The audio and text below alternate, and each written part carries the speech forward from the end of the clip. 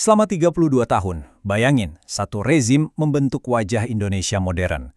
Era ini tuh soal pembangunan yang super pesat, stabilitas politik yang kayaknya kokoh banget, tapi kemudian ambruk dalam sekejap. Nah, kali ini yuk kita bedah bareng salah satu periode paling menentukan dalam sejarah kita. Ya, namanya Orde Baru. Di bawah kepemimpinan Presiden Soeharto, ini adalah masa transformasi yang luar biasa besar. Coba bayangin, dari negara yang ekonominya kacau balau, Indonesia tiba-tiba bangkit jadi salah satu macan Asia baru. Dampaknya, wah, masih kita rasakan sampai sekarang loh. Tapi, di balik semua kisah sukses ini, ada harga yang harus dibayar. Nah, cerita inilah yang akan kita telusuri sama-sama. Nah, ini dia pertanyaan utamanya kan. Gimana ceritanya sebuah rezim yang dibangun puluhan tahun, 3 dekade lamanya, bisa runtuh begitu saja, hanya dalam hitungan bulan?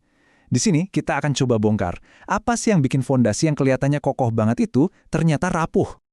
Oke, jadi untuk ngerti Orde Baru kita harus flashback dulu nih. Kita mundur ke pertengahan tahun 60-an. Coba deh bayangin situasinya. Sebuah negara yang rasanya udah di ujung tanduk. Politiknya bergejolak, ekonominya morat-marit. Nah, dari kekacauan total inilah sebuah tatanan yang benar-benar baru akan lahir. Jadi, apa sih sebenarnya Orde Baru itu? Nah, ini tuh bukan sekedar nama, tapi sebuah janji besar. Janjinya apa?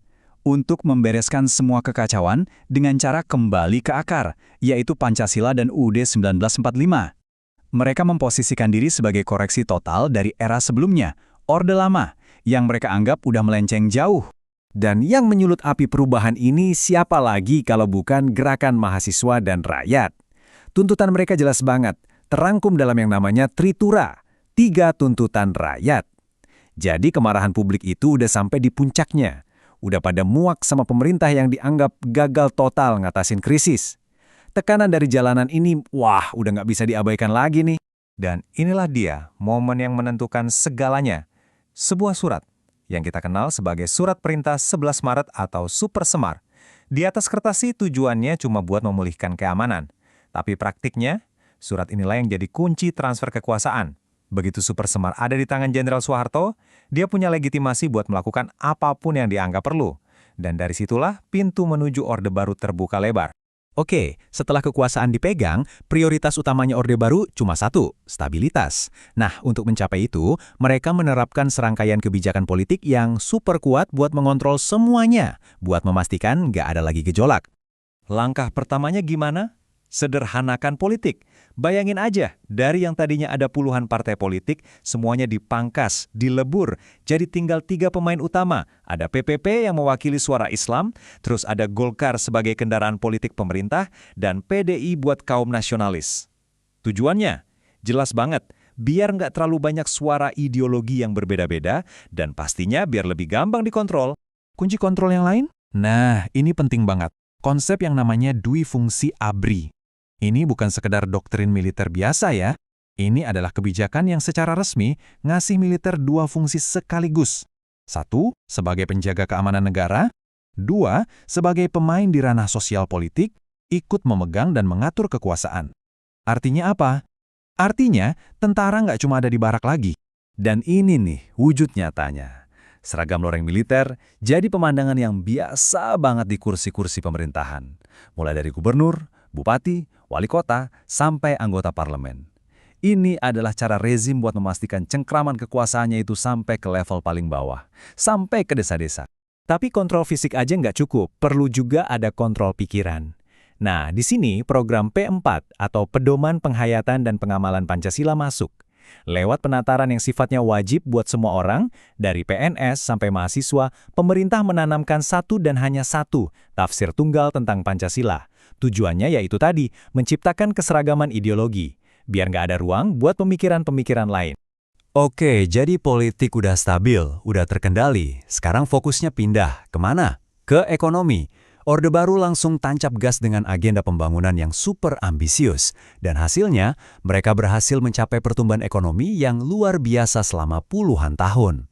Landasan ekonominya itu simpel, dirangkum dalam apa yang disebut trilogi pembangunan. Logikanya gini, gampang kok. Pertama, stabilitas nasional yang tadi kita bahas, itu jadi fondasinya.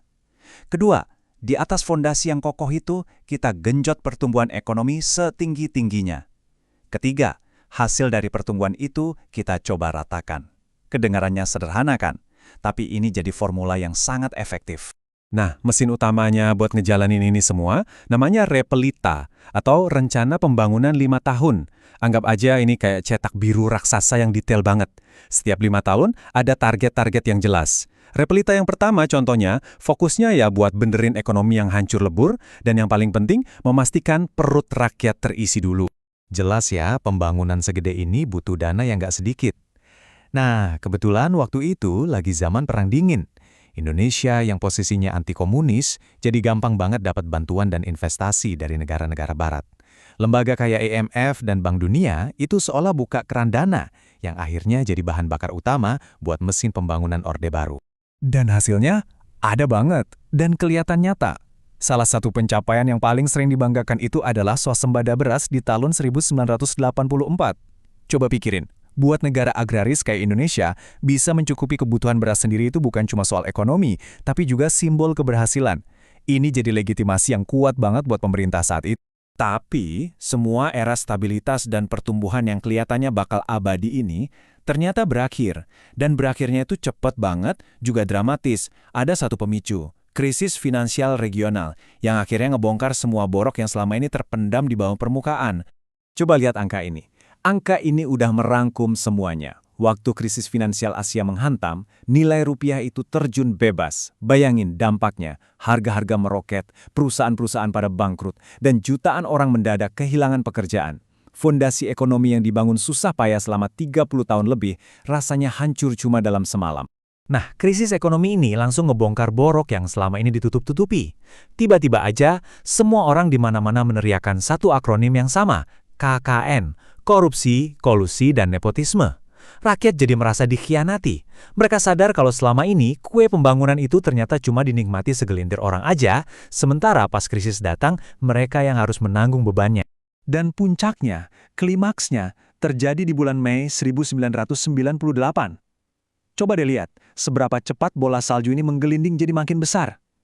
Awalnya dari pengumuman kenaikan harga BBM, terus disusul tragedi penembakan 4 mahasiswa di Trisakti yang langsung memicu kerusuhan massal di mana-mana, sampai melumpuhkan ibu kota. Tekanannya udah nggak bisa ditahan lagi. Cuma dalam hitungan hari, rezim yang kelihatannya abadi selama 32 tahun itu akhirnya runtuh. Jadi, setelah 32 tahun berkuasa, apa sih warisan yang ditinggalkan oleh Orde Baru? Jawabannya ternyata nggak sesederhana itu. Ini adalah sebuah warisan yang bisa dibilang penuh dengan kontradiksi. Inilah dualitasnya, inti dari warisan Orde Baru. Di satu sisi kita nggak bisa bohong, ada pembangunan yang masif. Ada banyak infrastruktur, sekolah, puskesmas, dan fondasi ekonomi modern yang dibangun. Tapi, di sisi lain, semua itu dibangun di atas fondasi pemerintahan yang otoriter, kebebasan pers dan berpendapat yang dibungkam, dan praktik KKN yang merajalela. Jadi pertanyaan besarnya kembali lagi ke sini. Orde Baru memang membangun banyak hal di Indonesia modern, itu fakta.